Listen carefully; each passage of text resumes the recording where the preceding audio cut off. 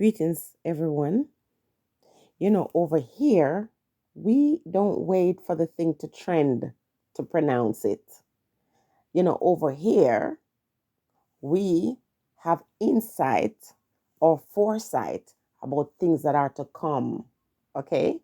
And we can stand proudly and we can, say, yeah, glory be to the Most High, because we know that nothing that we see or we are shown, I should say, nothing that we are shown um, is a lie. And so we can stand firm and boldly and declare these things as events to come. Okay? We don't ride on anybody's coattail. We don't ride on any bandwagon. We walk squarely on our own feet. And when the time comes, 6 months, a year later, we can say, okay, it is done. And then when we receive the next message, we can say, okay, something to look forward to or something to prepare. In this video now, I'm going to just give you some information, not much, just a snapshot so you can prepare. And so I'm sharing the vision from last night. I'm standing in a yard that is very familiar to me. Friends of my family in my childhood hometown. And I am surrounded by darkness and I am hungry and I'm looking for a place to prepare some hot water. So there's something about this home where the Spirit is saying, do not enter. So even though it's a real family childhood home or friends of that family home, the Spirit was saying, do not enter. But I had a need. I was hungry and I needed to boil some water. So I stood outside and I took steps towards the house. And again, the Spirit said, do not enter. So I stand there, and then all of a sudden I see someone come out, someone who's now deceased, comes out and start talking to another person, saying that she literally had put some sort of blocks, some markers in the way to see if anyone crossed over that threshold. And, when I heard her, she didn't see me. None of them saw me. And I only saw the one woman who's now deceased. But she was telling somebody that, yes, I know someone is entering into my home. And I put these blockages so that if that person comes or if anyone cross over that threshold, I would know. And I stood there with my arms folding. And I'm thinking to myself, where am I going to find the cylinder of gas that I need to prepare this meal that I need? And I could see not the tall cylinder, but the small one that the average Jamaican would have in their home. And I was standing in the dark, feeling worried and feeling, disheartened that I now know I can't enter this home. And I was thinking, if I could only get some of that gas to put into this paper bag, which is not very logical, but in my mind and in the dream, I'm saying if I could get some of it to put in this paper bag, maybe I could go and use it somewhere else, which didn't make much sense. And then I started to entertain the idea of going to the city.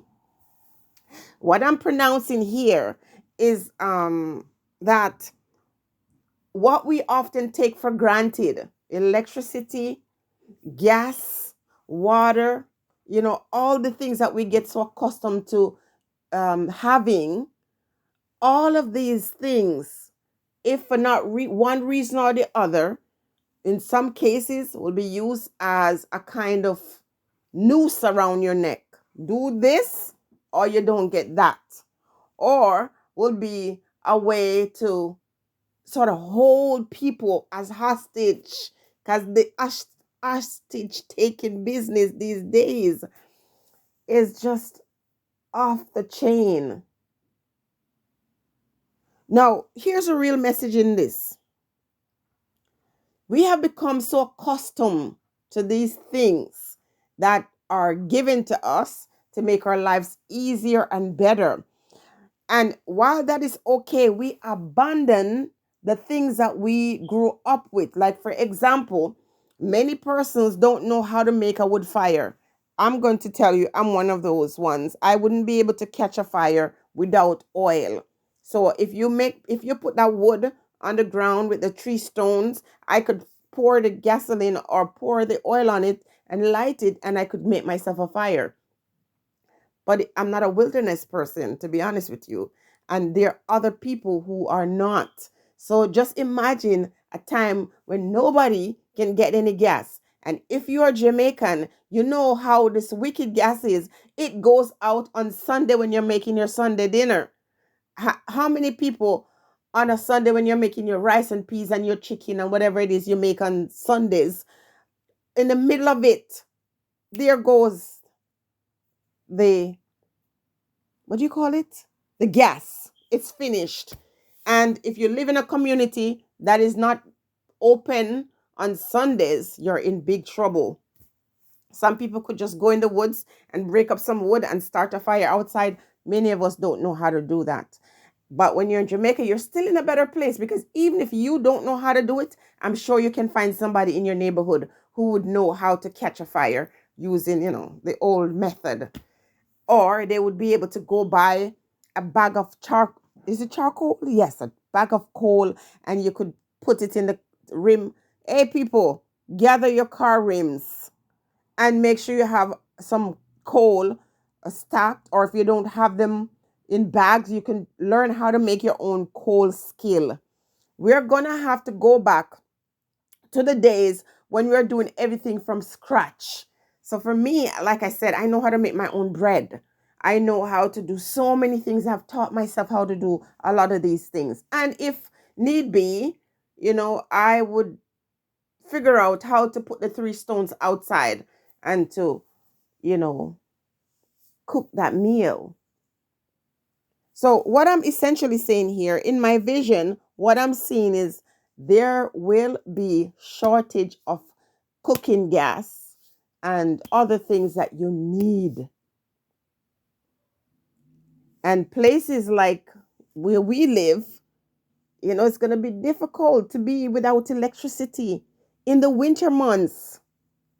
And someone like myself who has severe allergies to the cold, can you imagine what that might be? Again, I'm not going to put fear on you. This is not the intention of this video to cause you to be fearful. I am just sharing, okay? I'm just talking about preparedness and, how to align yourself with people who know how to live in nature, okay? And separate yourself from all the negative stories, and don't get bombarded by all these things that you're seeing thrown at you, because there's always an agenda. Everything that is happening in this time, even the fake care and fake love and all that stuff, like some men, they will just shower you with love and affection only to punch you in your gut. So you can't fall for all that lovey-dovey words and stories, okay? What you should be doing is not listening with your ears, is watch with your eyes. Because when you live in a world where people are telling you that everything you thought was real and true and good and righteous is something you have to set aside, it's time to put your ears up like an antenna. You see, not too long ago, they were saying that, there's a place called Sodom. And then all of a sudden, if the persons who taught us about Sodom ever uttered that, they would be charged big fines. And then they had to shut up. And now we hear, now you person, you man of the cloth, if you open your mouth and say this is what's going to happen to you. So, get yourself out of the churches. They're useless. All that they taught you in the past, they can't speak it anymore. And so instead of, holding on to this thing, and a lot of us as Jamaican people, the only sin we know and accept is sexual sins. And they don't realize that the commandment has 10 different things that says thou shalt not. But soon you will see all of that stuff that they used to say you shall not do is something that if you make the mistake of saying you're against, you're going to be in big trouble. So forget about religion, forget about politics, forget about all that stuff, and let's get back to nature. Get back to doing things the way the great great grandparents used to do it, because that's what's going to save you. Getting back to nature, being okay to go outside and take a shower outside your yard and to cook outside the yard and to talk to the neighbors again. Yes, that's what you're going to have to do. Stay focused and stay blessed.